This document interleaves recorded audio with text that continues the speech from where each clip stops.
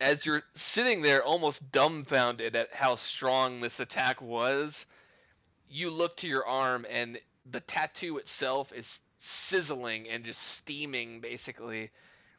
Half of it is gone, but half of it remains, but it's just steaming. You can tell that it has taken a little bit of a toll on the magics that were ingrained within you, but you almost feel this rush back into you as blood returns to your body at the same time. Oh shit! All right. Oh, And there is okay. just this eerie silence after this large crashing of trees and screeching of these beasts just falls silent. I scratch my head and I go, well, I feel like that was a little overkill, but I didn't know what was gonna happen.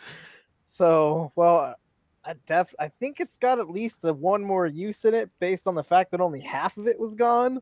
So, I think I'm gonna save this one for a more dire occasion.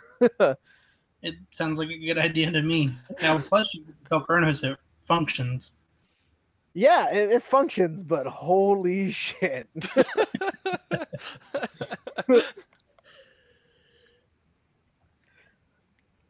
All right. So, With that being said, everything is deadly silent all around you. You have this large gap in the trees as it's dead silent for a while, and then suddenly the hail starts actually coming down where the trees kept it empty below, and the leaves and foliage above had kept the hail from hitting the ground. Now you hear this odd thumping hitting the ground that wasn't there prior of that hail.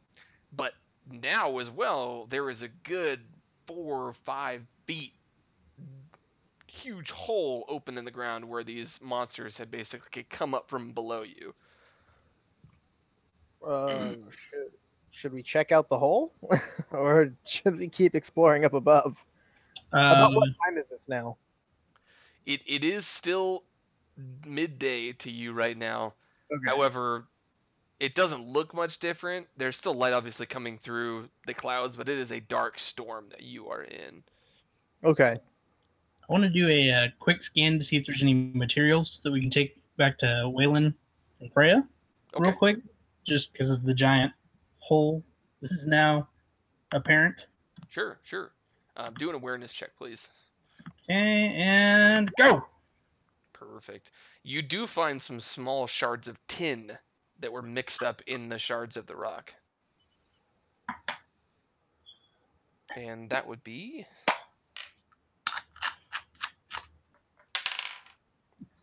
You find 3 shards of tin.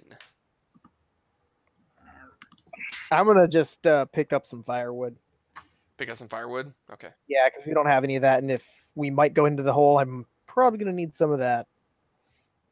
For cooking later. Sure. All right. When you are collecting your firewood, and when Argast, you're just picking up these quick shards that you see because they're almost glimmering against the hail and such. They almost look like they're part of the hail to the untrained eye, but you're easily able to pick them out. When you are doing so, you can't help but notice that the large opening in the ground is almost glowing. It's weird. It's very, very dark, but there's kind of an ominous blue glow coming from the inside. Hey, Belcar, are you seeing this blue glow from the hole that I'm seeing? I just want to make sure it's not me. Yeah, it's kind of odd. I wonder if it's magic. Or some kind of, rare material of some sort, maybe. Could even be lichen. Let's go look. Yeah, let's. So I pack up the firewood and we head over. So do you want to go first? Yeah, I'll lead in. All right. What it is. Perfect. Okay. As you start to enter the hole, you realize that it is immediately super, super steep drop. And it's a good 10, 20 feet down into it. But there's a glow now closer inspection tells you is coming from some mushrooms that line the walls of this cavern, and they give off this almost, archaic and soothing blue glow, and you can easily see your eyes do not need to strain. It's immediately apparent to you that even though they have almost made this hole or made this hole their dwelling, they by no means have the ability to see in the dark. All right. Intelligence check to see if they're edible and if they would go well with,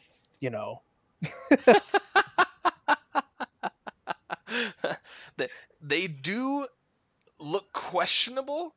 Maybe if cooked under the right circumstances, they could become a delicacy. However, you can tell by immediate inspection that the same glowing properties themselves may make them difficult to cook with.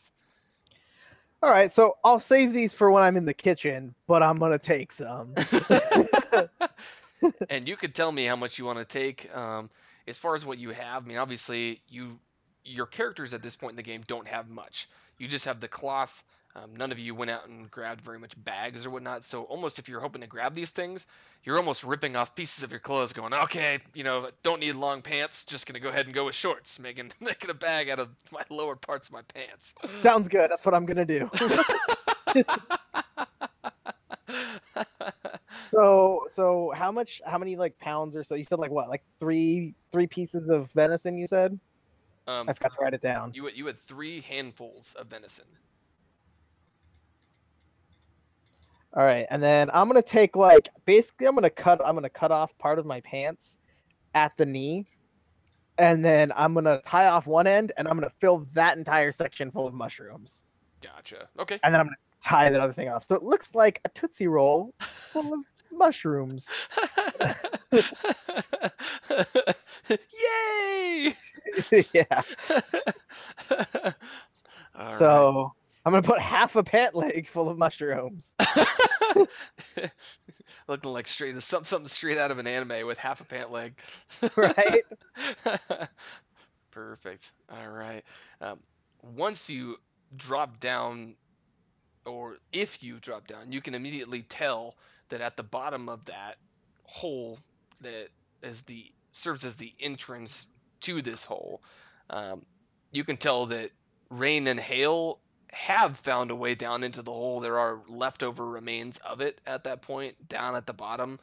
Uh, as far as things go, it doesn't look like there's any exits other than the hole that you went up, and there is a hallway that is level in this almost,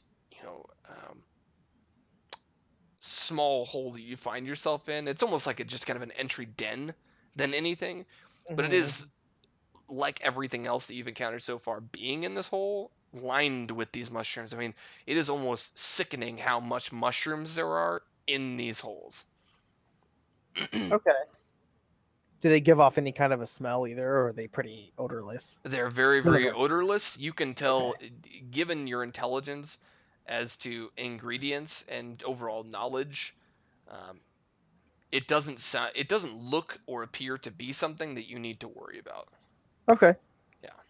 Yep. Not caustic to the touch. Not caustic to the touch.